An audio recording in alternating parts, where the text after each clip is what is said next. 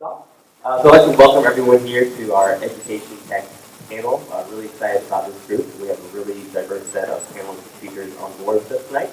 But to kick things off, I really just want to do a quick customer survey of our audience and see what are you guys interested in learning about, and specifically this panel with our panelists, and that way we can have better frame our conversation and dialogue. Any takers? Yes. So I'm a big advocate of Okay. everybody knows. And one of the things I found in the software industry is, depending on kind of the vertical in the software industry, certifications, all the forms of education, taken more seriously. One of the things I would love to hear about is what you guys are doing in that part of the industry to help really get companies to understand the value of some of these certifications or courses or different schools. And really try to become a bigger piece of the hiring process. Okay, awesome. Anyone else? We'll definitely make sure to address that. David? I use both Treehouse and Code School, and they are great for being like, I want to jump in and get started doing things, but sometimes I feel like I'm not understanding why I'm doing things, as I would in a really boring intro class that turns out to actually be the foundation of all the stuff to learn with. Wait, can you be more specific? Why, you're not sure, why the syntax I'm learning is useful? Basically, why it's useful and where it came from, where it fits into the greater coding community outside of just job description. Okay, anyone else? We'll take one more. Help us better frame this dialogue. Yeah. And just one more comment. In terms of how courses are structured, Okay. it kind of goes off what David said a little bit, but one of the things that we all know is you get a book and you're either going to get a supporter book or you're going to get a reference. And I feel like there's nothing more. You get a supporter book, it starts out with here's a variable, here's an array, here's a right? And so, of course, you get a reference book, you get a reference book. I feel like there's a place right there between, and a lot of the online stuff are really well suited to jump in. Are you guys addressing that? Where is that jump point for? Do I have some sort of evaluation of the market that says, here's where you are. You should start here and not there. That's enough. Good question. Yeah, I like that question. Awesome. So yeah, we have some additional questions now that we can better frame this. So we'll go ahead and jump right in. So I'd like to welcome everyone here to our Education Tech panel. And really the goal for this panel for us is to kind of explore education options, the future of learning, and also kind of take a look at some industry trends. And then while also kind of highlighting the fact that Orlando is really a hub for education technology and highlighting some of the resources that are available here locally for all of us to take advantage of. But with that, I would love to, for our panelists, to introduce themselves. So the name, who you are, what you do, and what makes you awesome. So with that, let's head on to Gregg. So, Gregg Pollack, the founder of codeschool.com. What makes me awesome is that I've got two awesome kids, Ender and Alana, sitting right here in the front row. They make me awesome. Hey everyone, this is Zach. I teach WordPress at Treehouse primarily. I can't talk that awesome. I'm just gonna I'm Susanna Miller. I am the campus director at the Iron Yard Orlando, and I do some regional work for the company as well. I guess what makes me awesome would be being a little newer to tech than some of the other panelists. And yeah, just haven't been able to jump into the seat so recently. My name's Josh Murdock. I'm actually an instructional designer and a faculty at Valencia College, so more traditional we're talking, but I do teach mainly online. Also, I am the organizer, one of the organizers for WordPress-Orlando and Startup Weekend and Florida BlogCon, so our local blogger conference, education conference. And what makes me awesome is I do have an awesome 8-year-old, so I'll go with Gregg. He makes me awesome because he really strives for making me do what I do, and I love getting him involved in events like this and other events if I can. So, great. So kind of what we've done with our panelists here, we have. Oh man. You're All right, I did not introduce myself. So my name is Orrin Davis. I'm the Executive Director for the Orlando Tech Association. We're a nonprofit focused on empowering the growth of Orlando startup and tech community. So anything that helps our community grow, we're a huge advocate for it. So thank you. So speaking of our panelists, like I said, we've done a good job of getting a mix of both kind of an intensive program with the Iron Yard. We have the traditional education, Josh and Valencia, and then we also have a Treehouse and Code School, which is very much more like the self-paced online learning platform. Right? So there's a kind of a broad mix of what education looks like currently right now.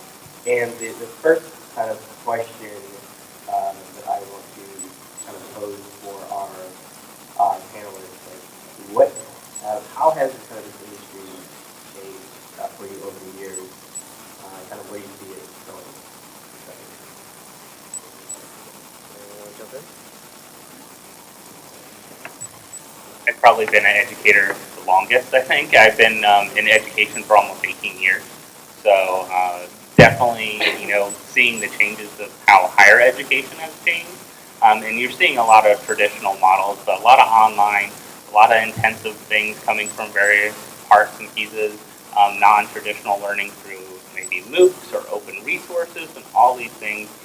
You're really seeing that kind of change where people are a little more open to sharing what they're doing, but also figuring out how to still give credentials to what people are doing is the hardest part, especially with businesses still wanting that, or if you want to be a professor, you have to have those credentials to be able to teach in a higher education institution through credentialing committees like SACs and things like that. Yeah, I mean, I think one of the things is the Iron Yard itself. I mean, the company as a boot camp for training developers didn't really exist 3 years ago. It was just a startup accelerator. So boot camps themselves is a form of educating developers, and the popularity of that is relatively recent. And then I think here in Orlando locally, and the other panels can speak to this as well, just the visibility of the tech community, the number of meetups that have started in the last year or so is huge. I mean, even when I started the Iron Yard a little over a year ago, the number of meetups was significantly smaller than it is now. And some of the new ones that we're seeing come up, I think Orlando Dev, even that kind of thing, that visibility of the tech community in the larger Orlando community is changed pretty dramatically very recently even.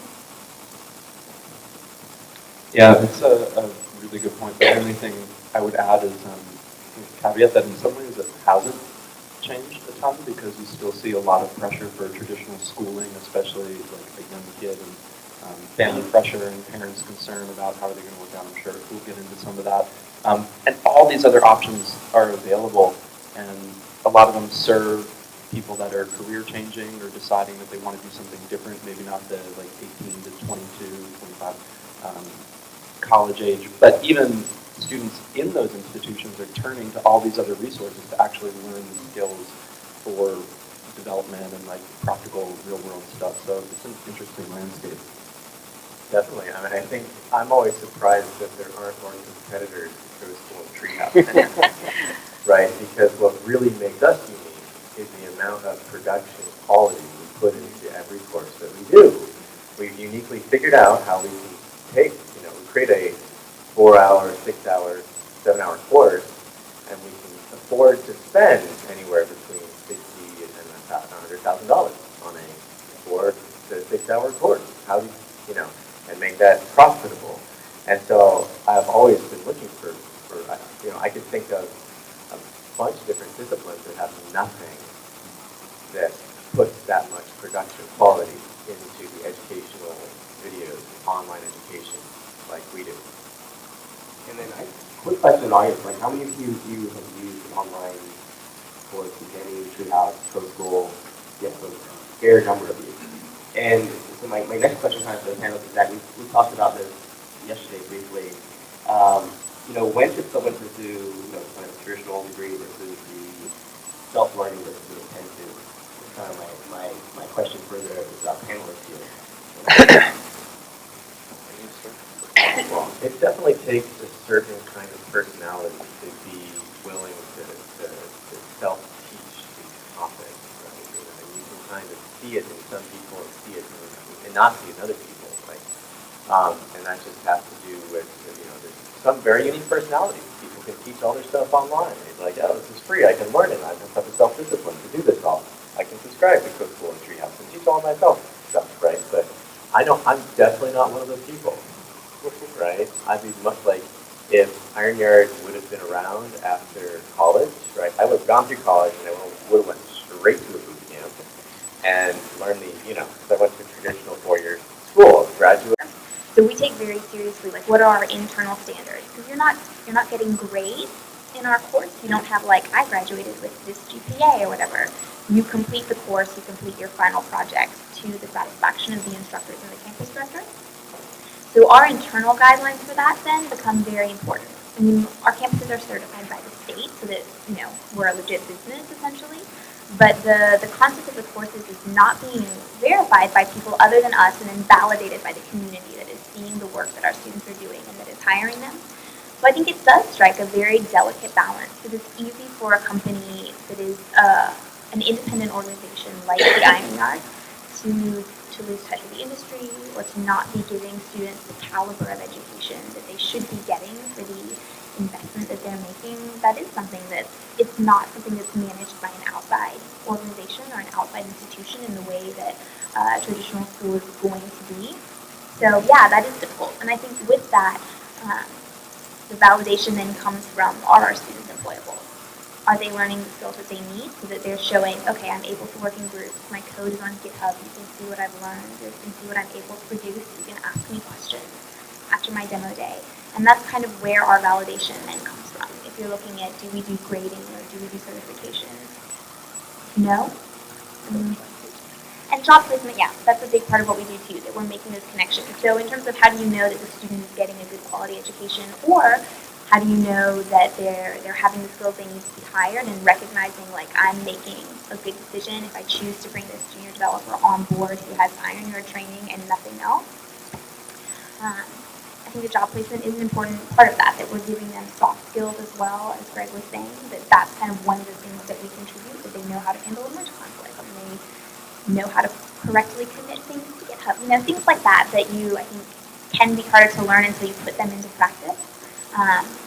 But yeah, that is something that we struggle with in making sure that we're really maintaining that balance of giving students what they need, but also giving employers what they're looking for. I got a follow-up. You kind of answered that. So I'm currently a college student who is working in the field, so I kind of have exposure to the college.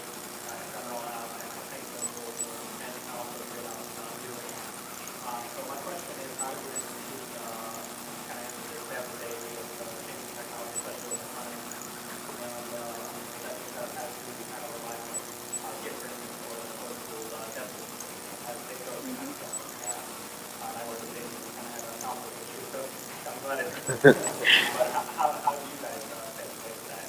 So job placement or options? So staying really involved with the local community is one thing, so that we're talking with local companies and really checking in and seeing, hey, are we teaching things that are valuable? Should we be doing Swift completely in our mobile course, or should we still be covering Objective-C a little bit? What do people need? That kind of thing. That's one thing. To be honest, hiring pretty kick-ass instructors is also another thing, like hiring people who are really, really good developers in their own right, who are really passionate about their craft, who are staying up to date on things regardless of whether or not it's their job. Like, these are things that they're really invested in. They care about their community. They care about their, I would say their craft, that's something that they would be doing regardless. We really look for that when we're hiring that, because I don't think that that's something that you can really replace at any of the people who have been on this panel. That's something that I think is critically important in all of those situations.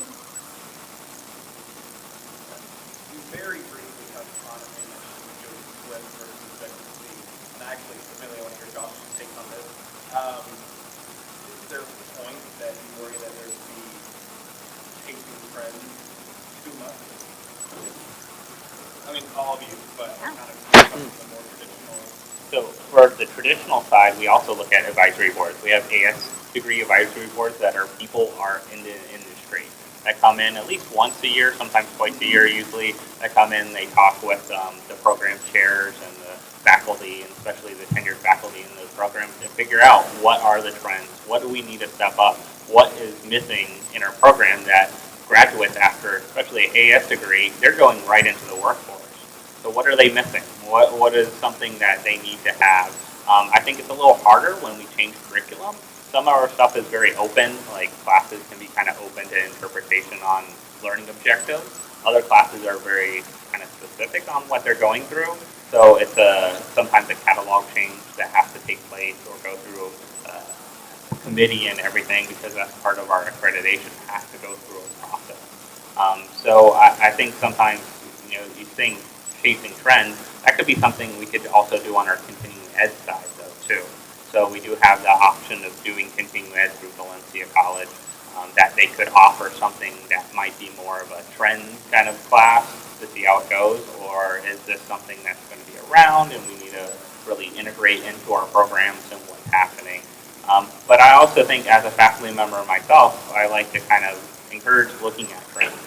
It might not be the full class, it might not be a whole class on teaching a certain trend that's happening, but it might be parts of the class.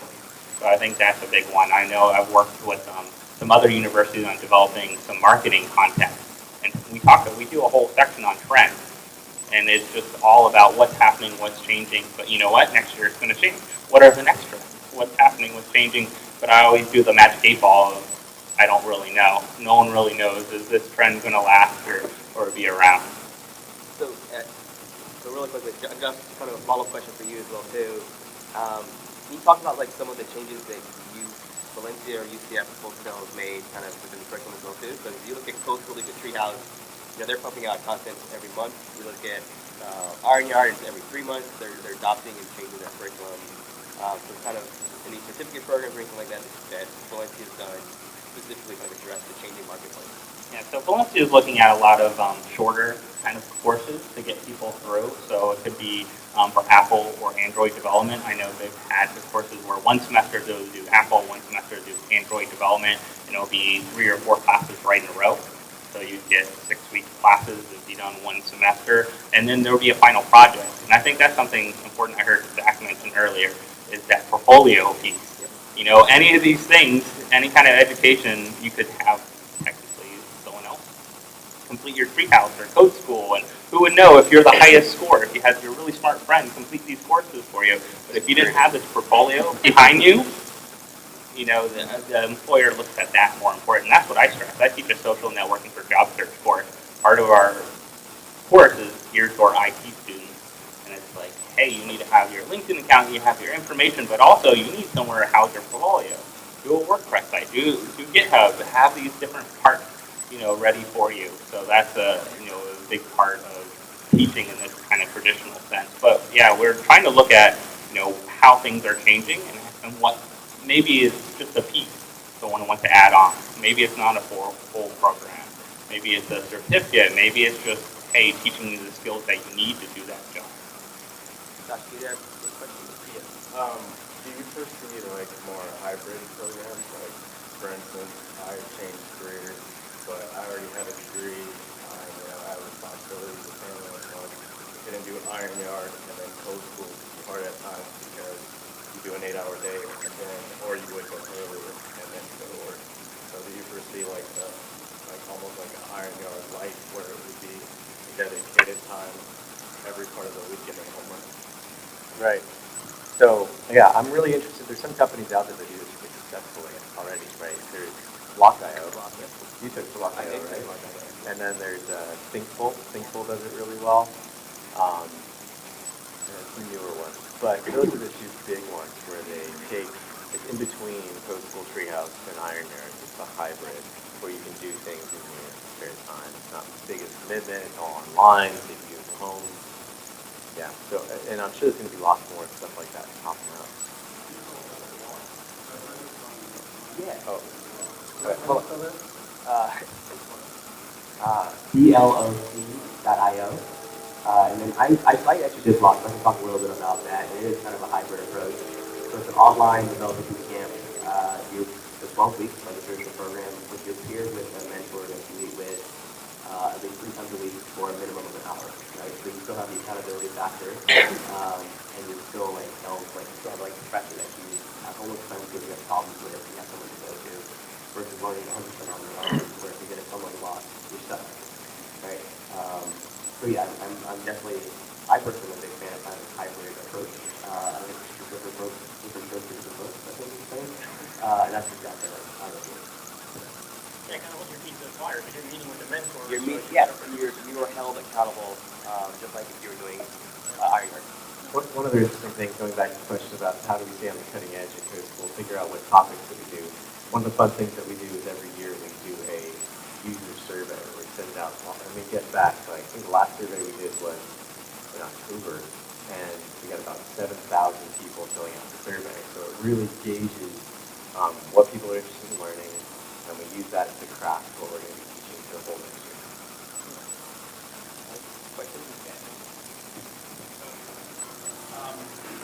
So I'm actually sending out like and somebody responded to me, and he responded that certification involved traditional online can risk harm both for false positives, leading to overconfidence, and then false negatives, leading people having confidence. In how your company hires people, probably for other companies, what do you look at? Basically, what do you look like when you're hiring someone to actually work for you? Presumably some of the other tech companies do the same. I think we go through a tough process for hiring at Valencia. It takes a while to get hired usually because you're going through several different committees typically to get hired, especially if you're looking at tenure track faculty. It is very competitive depending on your field, of course. So, some fields are very, hard to get people in. Other fields are a lot easier, so depending on that. But also, we have a huge IT staff. I think we have about 100 people on our IT staff, so it's a large college. And going through that process, learning more about them. We do also a lot of higher view interviewing, and that's something I encourage people to learn about, like how to do a in-process interview and do it on a video taping, because that's hard for people a lot of first time to see a lot of bad ones as well, because people just never are comfortable in front of the camera, especially like first time doing it, and you're asking these random questions that you never know. You can also do a lot of virtual, like, hey, write about this, or coding and these kind of things as part of those interviews, and they're timed usually too. So that can be, for new people getting hired, you're seeing more and more a trend of that kind of thing happening. So I think that's hard for a lot of people. Yeah, in terms of what we look for when we're hiring instructors specifically, which would be our dev positions, we do 2 to 3 different levels of technical interviews first. That's kind of the gateway after your kind of initial HR screening, is talking to another instructor in the company who teaches the same subject that you are interested in teaching, and then talking to also our lead developer and our product team as well, so that they can really, sometimes that's a committee, sometimes that's a couple different individual interviews to really look at what the instructor's background is in terms of how much experience they have, what kind of things they've done, taking a look at their GitHub commit for other projects that they've worked on and portfolio. And then after if we're satisfied with kind of their chops and their reputation in the community and community involvement and that kind of thing, we usually go on to the teaching. So bringing someone in for a guest lecture, bringing them in to speak at an Iron Man event, so that we can get a sense of how they teach, if they have mentoring experience, which is also really positive. Because when you're looking at an in-person, pretty intensive course, it's important to be technically extremely strong, but also to be able to work with other people well. You don't want to be working with a lot of brand new junior developers. It's not a great fit. Wow. First of all, Treehouse has amazing employees, but I've been really disappointed the entire time that they've never hired anybody with educational experience to come in and advise the company in every way. There's kind of this cowboy mentality of either we're not going to pay attention to all of this, or nobody knows that this thing called pedagogy exists and how to assess when someone has learned what you set out to teach them. And coming from the background, before I went to Treehouse, I was pursuing the doctoral tenured university track, which is really hard to have a PhD in web design because there was only one in the world that I knew of, two maybe. And so that's much more difficult. Treehouse, you basically send in a video and we all vote. We're like, oh yeah, that seems cool, and there's not much follow-up. But it's really frustrating to have a master's in pedagogy and work with people that don't know how to write good questions, that don't know how do you understand when someone's learning or not. And that's like what the certification comes down to. And it's tricky because reading a book or taking a course on Treehouse is like so classic. You're like, oh, I finished this. And now I have no idea how to build this project.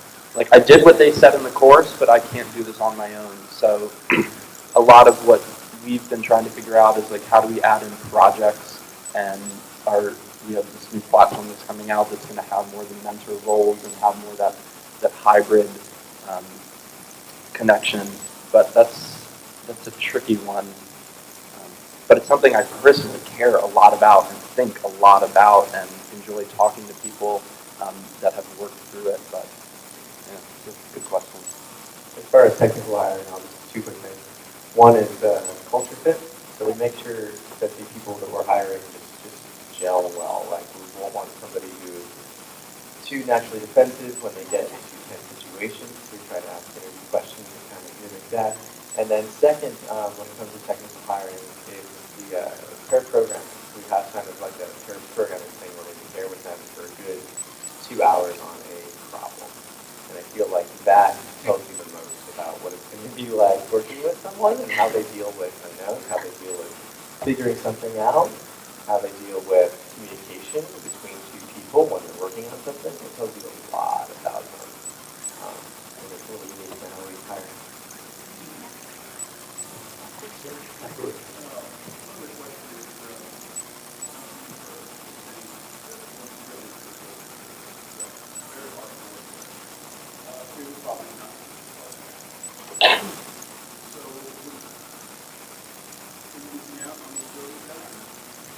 Would you hire people? I think he is Steve Jobs. Is a better analogy. Yeah. So people who aren't self-aware and aren't willing to grow their communication skills and their culture skills just naturally don't fit in to the culture. And it becomes, and we've had some of those hires. We hired somebody and it was like 2, 3, 4 months in, it's like, whoa, this is not the right fit. And sometimes it doesn't work out because of something else. Sometimes they end up, finding another opportunity. But or sometimes it just takes a while for them to gel, and they start relaxing. And it's so important to us to create an environment where people can be themselves, they can be relaxed, they feel like, oh, I get to come and hang out with my best friends at work. This is rad. Right? I don't go to my isolated cubicle. I don't have to come into work 5 days a week. I think that's a big thing too. We let people work from home on Tuesdays and Thursdays. No one wants them to feel, I have to come to work. So we do all these things to just really make sure we gel. But at the same time, right, everybody's very self-managing and very responsible. So that's another thing when we look for people when we go to hire them. Hopefully make the right choices. So we just actually hired, just went through a hiring committee, and I work on a very small team. So our instructional design team is kind of there's faculty side, and then there's my side that takes care of all the LMS and Blackboard, but we do all the outside instructional design. So we deal with human resources, compliance training, training for hiring committees and all these kind of things. So we have a team of 3.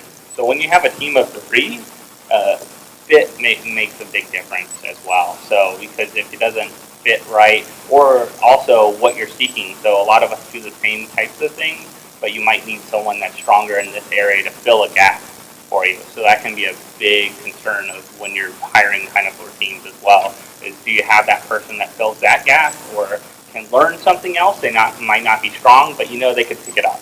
So I think that's something as, people can show, and then especially when you're applying for a job, if you don't have like everything they want, all 10 things, if you show you can learn that on your own or become accustomed to like fitting in and getting familiar with that quickly, then they're more likely to hire you as well.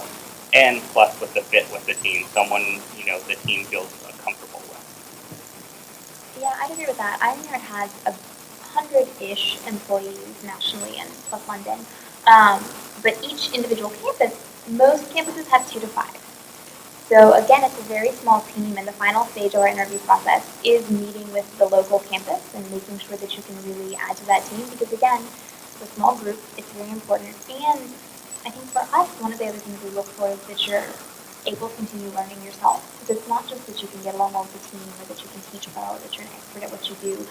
There's a certain amount of humility, I think, that you have to have if you're a teacher as well, or for that matter, for a campus director at the Iron Yard, where what you're doing is probably pretty new to you. So the ability to look back at what you've done with that cohort and say, man, I really messed up that situation. Let me look at how I can handle that better and accept this kind of criticism, or like, hey, I did that really well. Let's definitely keep doing that and see if there's a way I can improve on that. I think that's something that's pretty critical and something that we try and build into our company culture at all of the campuses. Because I do think that that's really important, being able to really analyze critically, hey, how did I handle this and how can I be better next time with any given situation is really important for you personally and then for the students too. Like that's what makes their experience worthwhile. I'll just say I sometimes feel like I work for Steve Jobs. I mean, we met Ryan Carson. He's an interesting fellow to work for, and if you don't fit in, then probably won't stay around. Any other quick audience? Yes, you're right.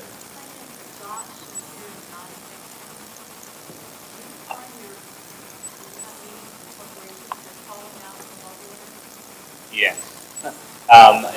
It depends, but most of our stuff is internal, so we do a lot of internal training. I develop everything from sexual harassment stuff to dealing with, training to, hey, here's privacy stuff that you have to know that every employee has to go through for us to meet compliance.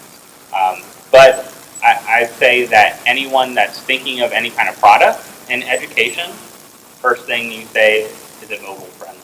I mean, anything that's out there. And, video from our newest video players that we purchased and things like that, to how is it going to adapt to a learning management system thing.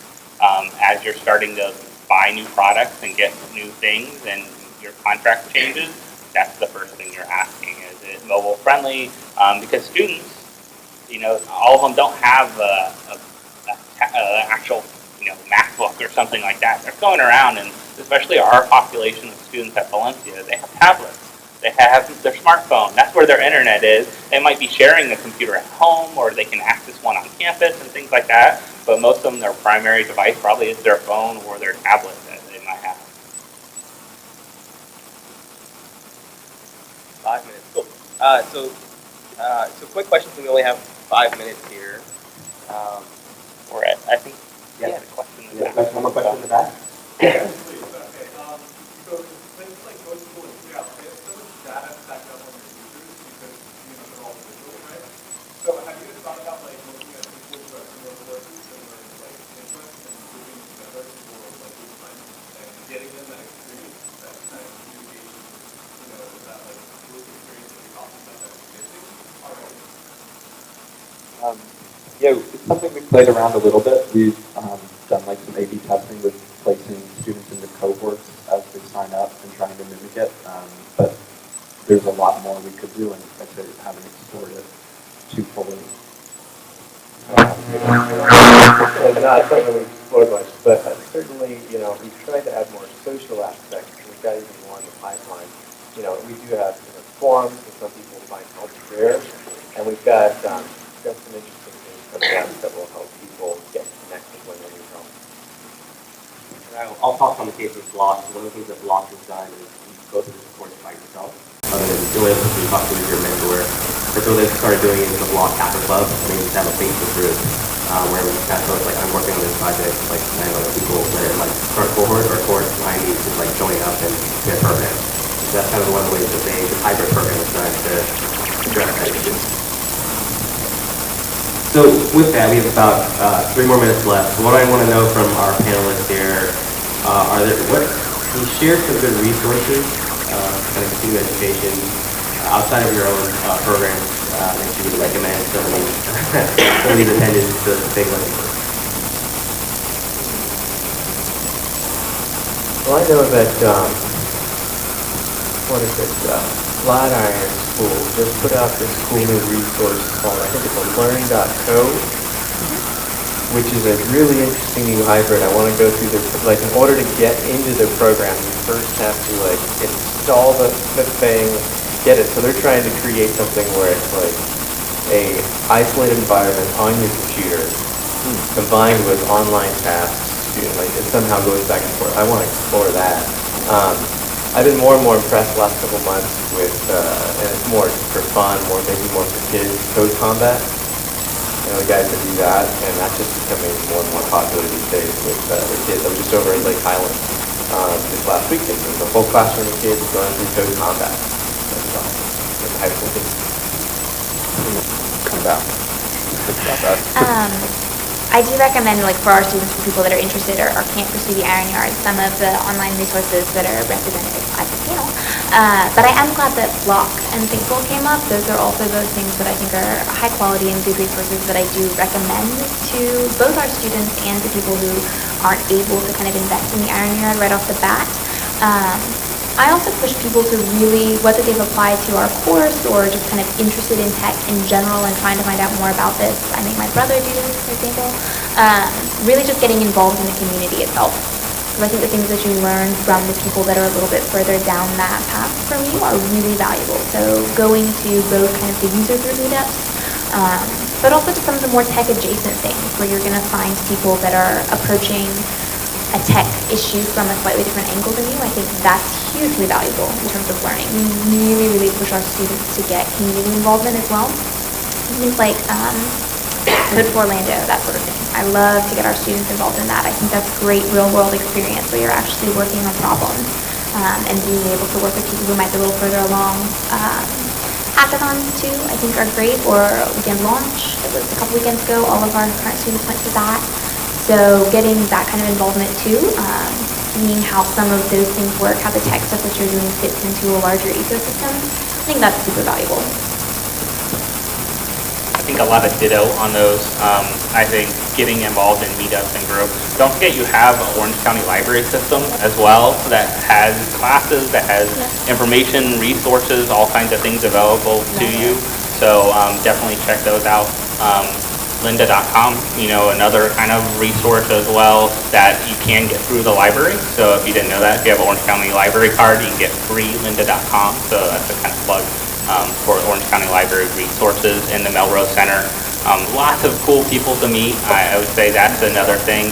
And find other organizations that are doing things that you're interested in. So like if you want to go to a conference or an event that happens, there's so many things that are happening in Orlando, especially conferences that come in with lots of training and things available. If you're interested in a certain industry, find out what's going on. Sometimes they have scholarships, sometimes they have free things, sometimes you can go to the trade show for free or check out some of the workshops.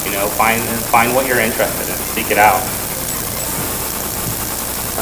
You all said really good ones. I just want to plug, I really like things like WP Sessions, where it's a single person and he's doing interviews with people. But something I've thought about is like, wow, could I go out and duplicate what I do at Treehouse? Obviously not the quality, code school, but teach as an individual. And there are more of these, like Jesse's upcoming Genesis courses. And so I don't have a way to figure out what they all are or find them, but I really like that those are available, like individuals that are making education their job at doing it kind of as freelancers, which is a cool thing. Awesome. Well, I think that is our time. Let's thank our panelists, everyone.